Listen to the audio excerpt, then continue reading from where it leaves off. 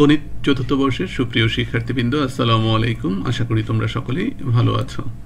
Theory of numbers আমাদের চলমান topic কনগ্রুয়েন্সের উপর আজকে লেকচার 4.1। আজকের লেকচারে আমরা ফার্মের থিওরেমের কিছু ম্যাথমেটিক্যাল সমস্যা নিয়ে আলোচনা করতে চাই। তো চলো আর কথা না বাড়িয়ে আমরা আমাদের সমস্যাগুলো যদি একটু দেখে ফেলি।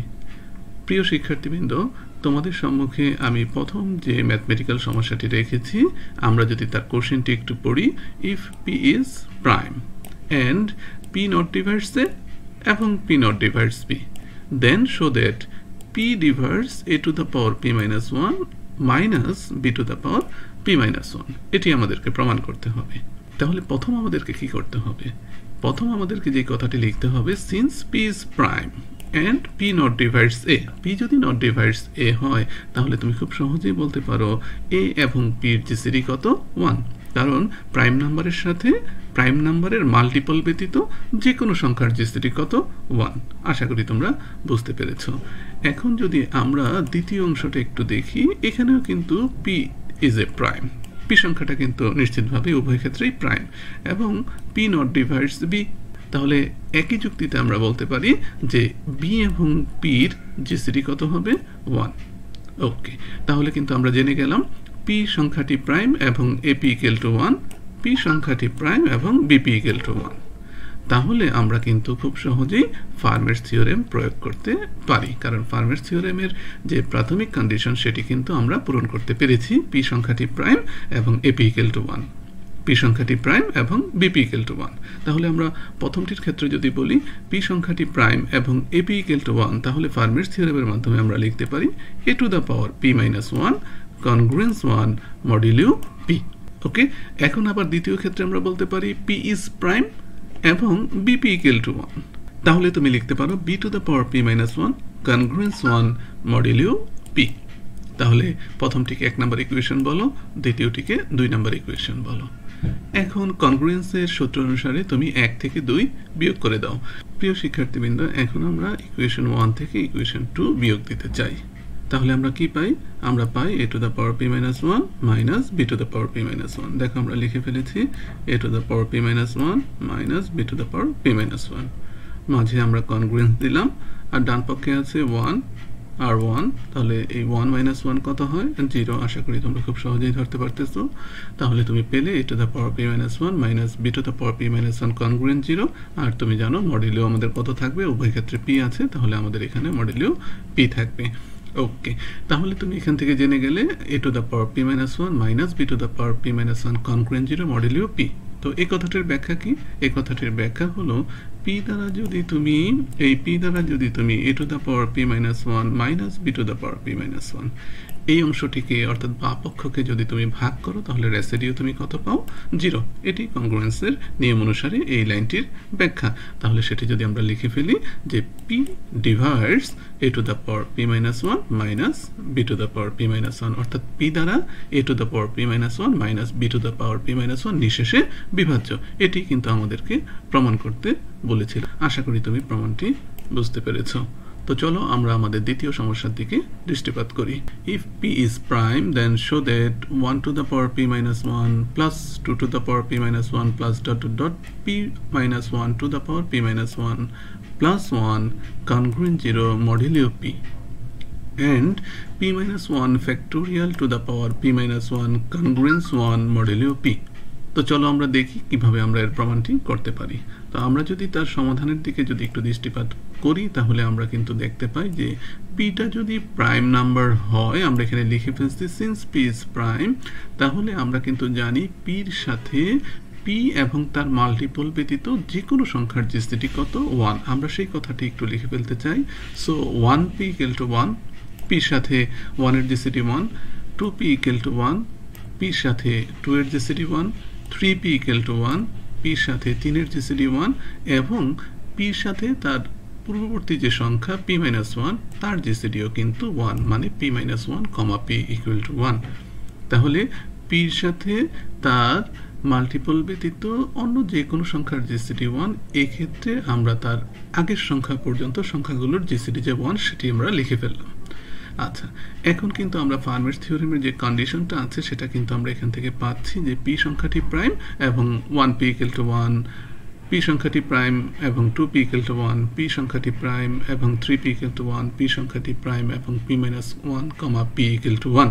তাহলে কিন্তু আমরা প্রতিটি ক্ষেত্রেই ফার্মার্স থিওরেম ব্যবহার করতে পারি। তাহলে চলো আমরা একটু লিখে ফেলি, we have from Fermat's theorem. Okay, এখন আমরা এই ফার্মার্স থিওরেমটা ব্যবহার করি 1 এবং পির ক্ষেত্রে। আমি যদি একটু ডিফারেন্টলি ব্যবহার করি যে 1p = 1, এই ক্ষেত্রে যদি আমরা ব্যবহার করি তাহলে আমরা লিখতে পারি 1p-1 congruence 1 modulo p। Similarly আমরা p সংখ্যাটি প্রাইম এবং 2p = 1, এই ক্ষেত্রে যদি আমরা ফার্মার্স থিওরেমটি ব্যবহার করি তাহলে 2p-1 congruence 1 modulo p টি আমরা লিখতে পারি। একইভাবে p সংখ্যাটি প্রাইম এবং 3p যদি 1 হয় তাহলে আমরা লিখতে পারি 3p-1 congruence 1 modulo p। Similarly আমরা সর্বশেষ একই কন্ডিশন আমরা বলতে চাচ্ছি p is prime এবং p-1, p = 1। এক্ষেত্রে আমরা ফার্মার্স থিওরেমটি যদি ব্যবহার করি তাহলে p-1 এর উপর পাওয়ার হবে p-1 congruence 1 modulo p। এখন আমরা এই যে কনগ্রুয়েন্সগুলো পেলাম, এই কনগ্রুয়েন্সগুলোকে আমরা যোগ করতে চাই। তাহলে আমরা কি পাচ্ছি দেখো, প্রত্যেকের বাম পক্ষগুলো একত্রে নিয়ে যদি যোগ করি তাহলে আমরা লিখতে পারি 1p-1 plus 2p-1 plus 3p-1 plus p-1 p-1। আর ডান পক্ষে আমরা পাচ্ছি, মাঝে কনগ্রুয়েন্ট চিহ্নটা দিয়ে নিলাম, ডান পক্ষে আমরা পাচ্ছি 1 plus 1 plus 1 plus ... plus 1 মডুলিও কি আমাদের p। সকল ক্ষেত্রে কিন্তু মডুলিও p আছে। এখন আমি তার পরবর্তী লাইনটি যদি দেখি, দেখো আমাদের এখানে বাম পক্ষে উপরের লাইনে যা ছিল নিচের লাইনে কিন্তু হুবহু আমরা তাই লিখে দিয়েছি। ওকে, কোনো পরিবর্তন আমরা আনিনি। আচ্ছা, কিন্তু ডান পক্ষে আমরা কনগ্রুয়েন্সের ডান পক্ষে আমরা কি করেছি, এখানে কতগুলো 1 আছে। আমি যদি একটু ডিফারেন্ট কালি দিয়ে দিই যে এখানে কতগুলো 1 আছে, তাহলে আমরা কিন্তু পূর্ববর্তী লাইনগুলো থেকে সহজেই বলতে পারি যে ধরো এখানে 1 থেকে শুরু হয়েছে, 2 তে গেছে, 3 তে গেছে, তারপরে কত পর্যন্ত গিয়ে শেষ হয়েছে p-1 পর্যন্ত। তাহলে আমি এখানে কতগুলো কনগ্রুয়েন্সে 1 পেয়েছি, p-1 সংখ্যক কনগ্রুয়েন্সে 1 পেয়েছি। অর্থাৎ আমাদের এই 1 এর সংখ্যাটি হলো কত সংখ্যক, p-1 সংখ্যক। তাহলে যেমন 3টি 1 কে যোগ করলে যেমন 3 পাও, তাহলে p-1 সংখ্যক 1 কে যদি তুমি যোগ করো তাহলে তুমি পাবে p-1। আশা করি যুক্তিটি তুমি বুঝতে পেরেছো। আর মডুলো p, এখানেও আমাদের মডুলো p রয়ে গেল। ওকে, এখন আমরা কি করতেছি পরবর্তী লাইনে, যে আমাদের উপরের লাইনে যা ছিল নিচের লাইনে কিন্তু আমরা হুবহু বাম পক্ষে তাই আমরা লিখে ফেললাম। আর ডান পক্ষে কনগ্রুয়েন্সের ডান পক্ষে আমরা কি করলাম, দেখো এই যে পিটা আছে, এই যে পিটা আছে, মডুলো পির জন্য যদি আমি তার কাজটা করি তাহলে পি দ্বারা যদি পি কে ভাগ করা হয় তার রেসিডিউ কত থাকে, 0। তাহলে এই পি কে লেখার কিন্তু আর কোনো প্রয়োজন নেই। তাহলে এটা আসলে কিছুই না, মডুলো পি এর জন্য এই পি মানে 0। কোন পি, আমি আবার একটু ক্লিয়ার করে দিই, এই যে এই পিটা মানে কত, 0। তাহলে তুমি এখানে কত পাচ্ছ, -1। এই -1টা তুমি এখানে লিখে দিলে আর মডুলো পি অ্যাজ ইউজুয়াল তুমি লিখে দিলে। তো এখন তুমি দেখো এই -1টা কনগ্রুয়েন্সের ডান পক্ষে ছিল, এটাকে আমরা বাম পক্ষে নিয়ে এসেছি। আর অন্যান্য যা ছিল অ্যাজ ইউজুয়াল আমরা এখানে লিখে দিয়েছি 1p-1 plus 2p-1 plus 3p-1 plus ... p-1 আর এই যে -1টাকে আমরা বাম পক্ষে নিয়ে +1 লিখে ফেলেছি। তাহলে কনগ্রুয়েন্স হয়ে গেছে কত, 0। আর মডুলো পি অ্যাজ ইউজুয়াল যা ছিল তা আছে। তো আশা করি আমাদের এই অংশটি কিন্তু আমরা খুব সহজেই এখন আমরা প্রমাণ করে ফেললাম। ওকে, তাহলে এই অংশটি আমাদের প্রমাণ হয়ে গেল। চলো আমরা দ্বিতীয় অংশটি যদি একটু প্রমাণ করি, আমি যদি সবগুলো একটু মুছে ফেলি। দেখো আমাদের দ্বিতীয় অংশে বলছে p-1 factorial to the power p-1 congruence 1 modulo p। এই অংশটি যদি আমাদেরকে প্রমাণ করতে বলে, যেহেতু p-1 ফ্যাক্টোরিয়াল কথাটি আছে, এর মানে হলো এখানে গুণের একটা ব্যাপার আছে। ওকে, তাহলে আমরা এই পর্যন্ত আমরা করেছিলাম কি, ফার্মার্স থিওরেমগুলো আমরা প্রমাণ করেছিলাম পির সাথে তার আগের সংখ্যাগুলোর জিসিডি যেহেতু 1, তাহলে আমরা খুব সহজেই ফার্মার্স থিওরেম ব্যবহার করতে পেরেছি। এখন আমরা এই ফার্মার্স থিওরেমের মাধ্যমে যেই অংশগুলো পেলাম সেই অংশগুলোকে আমরা কি করব, গুণ করব।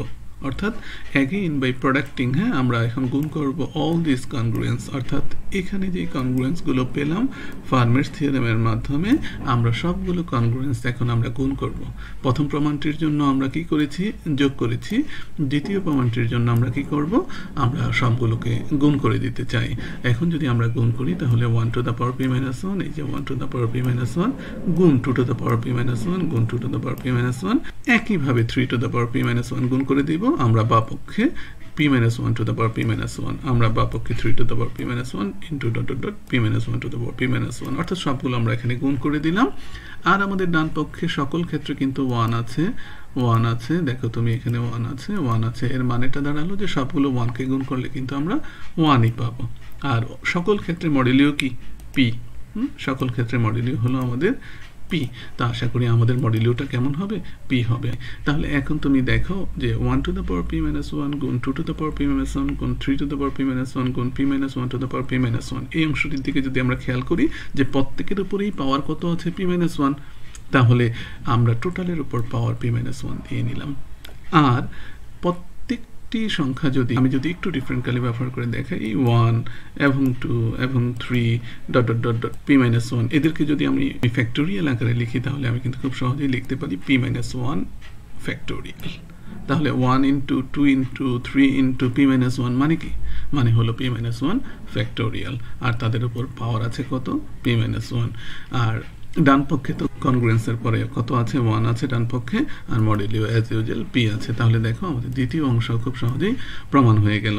প্রিয় শিক্ষার্থীবৃন্দ, চলো আমরা আমাদের বর্তমান সমস্যাটি যদি একটু দেখে নিই। আমি একটু বলতে চাচ্ছি এই সমস্যাটি কিন্তু পরীক্ষাতে সব সময় আসে, অর্থাৎ কম্পেয়ারলি অনেক বেশি ইম্পর্টেন্ট। তো তোমরা খুব গুরুত্ব সহকারে এই সমস্যাটির সমাধান করে নিবে। তো চলো আমরা সমস্যাটি একটু যদি পড়ি। If p and q are distinct prime, p এবং q ভিন্ন ভিন্ন প্রাইম সংখ্যা, and p not divides the and also q not divides the, অর্থাৎ p এবং q সংখ্যা দ্বারা a নিঃশেষে বিভাজ্য না। and also আরেকটি কন্ডিশন দিয়ে দিচ্ছে, a to the power p congruence a মডেলিও q এর জন্য। ওকে, একটি কন্ডিশন। আবার তুমি দেখো a to the power q congruence a মডেলিও আবার কার জন্য, p এর জন্য। তাহলে এই জায়গাগুলো তোমাকে খেয়াল করতে হবে। আমি যদি একটু ইন্ডিকেট করে দিই, দেখো এর উপরে পাওয়ার কত, p, তখন কিন্তু আমাদের মডেলিওটা হলো q। আবার এর উপর পাওয়ার কত, q, দেখো তখন কিন্তু আমাদের মডেলিওটা p। তাহলে কন্ডিশন দুটো আমরা কিন্তু খেয়াল করতে হবে, আমাদের p এবং qটা কেমন, ডিস্টিংক্ট প্রাইম নাম্বার, ভিন্ন ভিন্ন প্রাইম সংখ্যা। Then show that a to the power, এখন p এবং q একত্রে গুণফল হলো পাওয়ার আকারে আছে, a to the power pq কনগ্রুয়েন্সে মডেলিওটা আবার কি হচ্ছে, p এবং q এর গুণফল হচ্ছে। এখানে আরেকটু অংশ আমাদেরকে প্রমাণ করতে বলেছে, hence prove that a to the power 340 congruence 1 modulo 341, অর্থাৎ আমরা এই যে অংশটি প্রমাণ করব, ওকে, এই অংশটির মাধ্যমে আসলে আমাদেরকে এই পরবর্তী অংশ প্রমাণ করতে হবে। তো চলো আমরা তার সলিউশনের দিকে যদি একটু লক্ষ্য করি।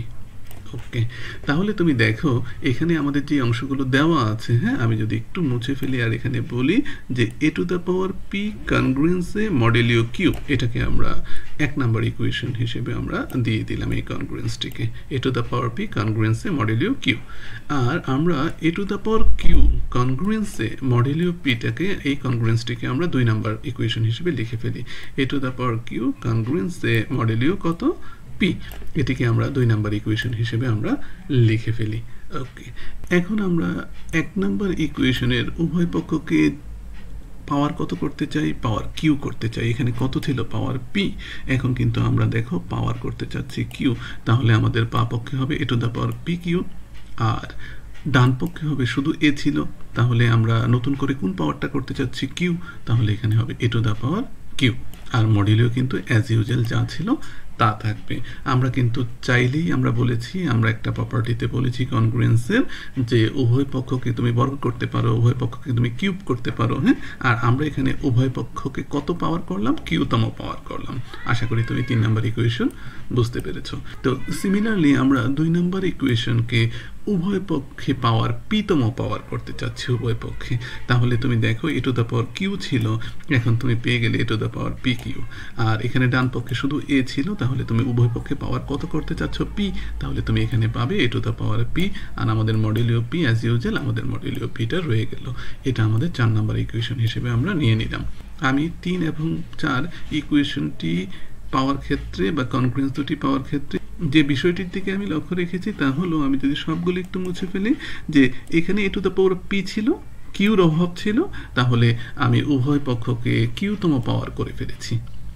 আর দ্বিতীয়টির ক্ষেত্রে বা 2 নম্বর ইকুয়েশনের ক্ষেত্রে বা 2 নম্বর কনগ্রুয়েন্সের ক্ষেত্রে আমরা কি লক্ষ্য করেছি, এখানে A to the power Q ছিল, তাহলে এখানে একটা পির অভাব ছিল, A to the power P Q দরকার, তাহলে উভয় পক্ষকে আমি পিতম পাওয়ার করেছি, তাহলে A to the power P Q congruence A to the power P কিন্তু আমরা এখানে 4 নম্বর ইকুয়েশনে কিন্তু আমরা পেয়ে গেছি।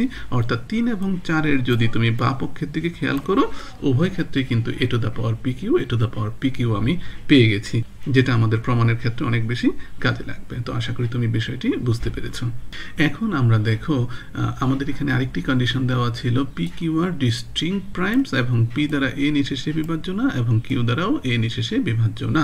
এই কন্ডিশনটার মাধ্যমে কিন্তু আমরা ফার্মের থিওরেমটা প্রয়োগ করতে পারি। তো চলো আমরা একটু দেখি। Again since P Q R distinct prime, ভিন্ন ভিন্ন প্রাইম সংখ্যা, এবং পি দ্বারা এ নিঃশেষে বিভাজ্য না এবং কিউ দ্বারাও এ নিঃশেষে বিভাজ্য না, তাহলে তুমি লিখতে পারো পি এবং এর জিসিডি 1, অর্থাৎ এ পি ইকুয়াল টু 1, এবং তুমি লিখতে পারো কিউ নট ডিভাইডস এর মাধ্যমে তুমি লিখতে পারো এ এবং কিউর জিসিডি কত 1। তাহলে আমাদের দেখো পি প্রাইম সংখ্যা আমি যদি সবগুলো একটু মুছে ফেলি, আমরা এখন যদি একটি একটি করে বলি পি প্রাইম এবং এ পি ইকুয়াল টু 1, তাহলে কিন্তু তুমি ফার্মের থিওরেমের মাধ্যমে বলতে পারো A to the power P congruence A modulo P. এখন যদি আমরা আবারও ফার্মের থিওরেমটি কিউর ক্ষেত্রে যদি প্রয়োগ করি, কিউ কেমন সংখ্যা, প্রাইম নাম্বার, এবং এ কিউ ইকুয়াল টু কত 1, তাহলে কিন্তু আবারও আমরা ফার্মের থিওরেম ব্যবহার করতে পারি কিউর ক্ষেত্রে। তাহলে আমাদের ফার্মের থিওরেমটা কেমন হবে, A to the power Q, A to the power Q congruence কত হবে এ, আর মডেলিও কত হবে কিউ। আশা করি তুমি পি এবং কিউ ডিস্টিংক্ট প্রাইমের ক্ষেত্রে ফার্মের থিওরেম ব্যবহার করে খুব সহজেই 5 এবং 6 নাম্বার কনগ্রুয়েন্সটি তুমি লিখে ফেলতে পারবে। তো চলো আমরা তার পরবর্তী অংশটি একটু দেখে নিই। প্রিয় শিক্ষার্থীবৃন্দ, এখন আমরা এই 3 নাম্বার কনগ্রুয়েন্স এবং এই 6 নাম্বার কনগ্রুয়েন্স যদি কম্পেয়ার করি, তাহলে তুমি কি লিখতে পারো, তুমি যদি একটু খেয়াল করো, A to the power P Q সাথে A to the power Q হলো কনগ্রুয়েন্ট, ওকে, আবার এ টু দ্য পাওয়ার কিউর সাথে এ হলো কনগ্রুয়েন্ট। তাহলে আমি যদি সূত্রটার কথা বলি, এ কনগ্রুয়েন্স বি আবার বি কনগ্রুয়েন্স সি, তাহলে এ কনগ্রুয়েন্স সি, অর্থাৎ হলো এ টু দ্য পাওয়ার পি কিউর সাথে এই A to the power P কিউর সাথে, তাহলে এটা কনগ্রুয়েন্ট হবে, কারণ উভয় ক্ষেত্রে আমাদের মডেলিও কিন্তু একই, উভয় ক্ষেত্রে দেখো আমাদের মডেলিও কিন্তু একই, সেটা হলো কিউ। তাহলে আমরা এ কনগ্রুয়েন্স বি এবং বি কনগ্রুয়েন্স সি থেকে লিখতে পারি এ কনগ্রুয়েন্স সি। মডেলিও যদি একই হয়, উভয় ক্ষেত্রে আমাদের মডেলিওটা কিউ হওয়ার কারণে আমরা লিখতে পারতেছি A to the power P Q congruence A modulo Q. আশা করি তুমি 7 নম্বর কনগ্রুয়েন্সটি বা 7 নম্বর ইকুয়েশনটি তুমি বুঝতে পেরেছো। এবার যদি আমরা এই অংশটি একটু মুছে ফেলে 4 নম্বর কনগ্রুয়েন্স এবং 5 নম্বর কনগ্রুয়েন্স নিয়ে কথা বলি একই সূত্রের মাধ্যমে, তুমি একটু খেয়াল করো, A to the power P কিউর সাথে A to the power P congruent, একইভাবে এ টু দ্য পাওয়ার পির সাথে আবার এ কনগ্রুয়েন্ট। তাহলে তুমি এ কনগ্রুয়েন্স বি এবং বি কনগ্রুয়েন্স সি থেকে তুমি যেভাবে এ কনগ্রুয়েন্স সি লিখতে পারো, এখানে তুমি লিখতে পারো কি, A to the power P কিউর সাথে, আমি যদি একটু দাগ দিয়ে দিই, এই A to the power P Q কার সাথে কনগ্রুয়েন্ট হবে, এর সাথে কনগ্রুয়েন্ট হবে। দেখো A to the power P Q congruent A, কারণ কি উভয় ক্ষেত্রে মডেলিও কিন্তু দেখো সেম আছে পি, ওকে। আমরা 4 এবং 5 যে কম্পেয়ার করতেছি, উভয় ক্ষেত্রে মডেলিও কত আছে, পি আছে। 4 নম্বরের ক্ষেত্রে মডেলিও পি আছে, 5 নম্বরের ক্ষেত্রে মডেলিও পি আছে। তাহলে আমরাও কিন্তু লিখতে পারবো আমাদের A to the power P Q কনগ্রুয়েন্সে মডেলিও কত, পি। আশা করি তুমি 8 নম্বর ইকুয়েশনটি বা 8 নম্বর কনগ্রুয়েন্সটি বুঝতে পেরেছো। প্রিয় শিক্ষার্থীবৃন্দ, এখন আমরা এই 7 নম্বর কনগ্রুয়েন্স এবং 8 নম্বর কনগ্রুয়েন্স থেকে আমাদের প্রমাণে খুব সহজে পৌঁছে যেতে পারি। যে প্রপার্টির মাধ্যমে আমরা আমাদের প্রমাণে পৌঁছে যাব, সেই প্রপার্টিটি আমরা নিচে লিখে দিয়েছি, এ কনগ্রুয়েন্স বি মড এম, এ কনগ্রুয়েন্স বি মড এন। এই যে মডেলিও দুটো এম এবং এন আছে, তাদের জিসিডি আবার কেমন, 1। তাহলে কিন্তু আমরা প্রপার্টি 7 অনুসারে বলতে পারি এ কনগ্রুয়েন্স বি, মানে এ এবং বি ঠিক থাকবে, কিন্তু মডেলিও দুটো কেমন হয়ে যাবে, গুণ হয়ে যাবে। এটি ছিল আমাদের প্রপার্টি 7। ঠিক একই প্রপার্টি আমরা আমাদের কনগ্রুয়েন্স 7 এবং কনগ্রুয়েন্স 8 এর জন্য ব্যবহার করতে চাই। তাহলে তুমি লিখতে পারো A to the power P Q congruence A, এখানেও তুমি দেখো A to the power P Q congruence A, তাহলে তুমি লিখতে পারো A to the power P Q congruence A. এটি তুমি লিখে ফেললে এ কনগ্রুয়েন্স বি, অর্থাৎ এ অনুযায়ী এ কনগ্রুয়েন্স বি অনুসারে তুমি লিখে ফেলবে। আচ্ছা, আর এক্ষেত্রে মডেলিও কত, কিউ, আর মডেলিও কত, পি। 7 ক্ষেত্রে মডুলিও কিউ আর 8 ক্ষেত্রে মডুলিও কত পি। আর তুমি জানো পি এবং কিউ কেমন ডিস্টিংক্ট প্রাইম, আর দুটো ভিন্ন ভিন্ন প্রাইম সংখ্যার জিসিডি কত 1, আর যদি জিসিডি 1 হয় তাহলে মডুলিওটাকে তুমি গুণ করে দিতে পারো, মডুলিও পি কিউ। সো এটি কিন্তু আমাদের প্রমাণ ছিল। তো আশা করি তুমি খুব সহজেই এই অংশটি তুমি বুঝতে পেরেছ। তো চলো আমরা এই সূত্রের মাধ্যমে আমাদেরকে যে আরেকটি পার্ট প্রমাণ করতে দিয়েছে সেটি যদি একটু দেখে নিই। প্রিয় শিক্ষার্থীবৃন্দ, আমরা আমাদের দ্বিতীয় অংশ প্রমাণ করব কার মাধ্যমে? A to the power P Q কনগ্রুয়েন্সে মডুলিও পি কিউ, এই সূত্রটির মাধ্যমে। তো চলো আমরা এই সূত্রটি ব্যবহার করে কিভাবে এ টু দ্য পাওয়ার 340 কনগ্রুয়েন্স 1 মডুলিও 341 এই কনগ্রুয়েন্সটি প্রমাণ করা যায় সেটি একটু দেখার চেষ্টা করি। প্রথমেই আমরা যে কাজটি করব, এই 341কে পি এবং কিউ দুটো প্রাইম নাম্বারের গুণফল রূপে আমরা প্রকাশ করে ফেলব। তাহলে 341 মানে হলো 31 ইন্টু 11। তাহলে তুমি পি কে লেখো 31 আর কিউ কে লেখো 11। এখন তুমি খুব সহজেই এই 9 নাম্বার কনগ্রুয়েন্সটি যদি তুমি ব্যবহার করো তাহলে তুমি লিখতে পারো A to the power P Q. তাহলে A to the power P Q, P হলো কত 31, কিউ কত 11। তারপরে তুমি লিখতে পারো কনগ্রুয়েন্সে, তাহলে তুমি লেখো কনগ্রুয়েন্স তোমার এ। ওকে, এটা তুমি লিখে ফেললে। মডুলিও কত হবে? পি এবং কিউর গুণফল, তাহলে 31 ইন্টু 11 গুণফল। আশা করি তুমি 9 নম্বরের মাধ্যমে কিভাবে এই কনগ্রুয়েন্সটি লিখলে আশা করি তুমি বুঝতে পেরেছো। এখন তুমি যদি গুণ করে ফেলো এ টু দ্য পাওয়ার 31 এবং 11 গুণ করলে কত হয়? এখানে উপরে করাই আছে, 341 হয়। কনগ্রুয়েন্স কত লিখতে হয়? এ, এখানে অ্যাজ ইউজুয়াল কনগ্রুয়েন্সে তুমি লিখে ফেললে। মডুলিও একই কথা, 31 এবং 11 গুণফল হলো 341। আশা করি তুমি খুব সহজে এই লাইন বুঝে গেছো। এখন উভয় পক্ষকে এ দ্বারা আমরা ভাগ করে দিয়েছি। ওকে, তাহলে তুমি দেখো আমি যদি এ টু দ্য পাওয়ার 341কে এ দ্বারা যদি ভাগ করে দাও তাহলে একটি কমে যায়, তাহলে এ টু দ্য পাওয়ার 340, আর এ দ্বারা যদি একে ভাগ করে দাও তাহলে 1 হয়। এক্ষেত্রে মডুলিও কিন্তু সেম থাকে, তাহলে মডুলিও আমাদের কত থাকে 341। তো এটি আমাদের হ্যান্স অংশটি ছিল। আশা করি তুমি সেটি বুঝতে পেরেছো।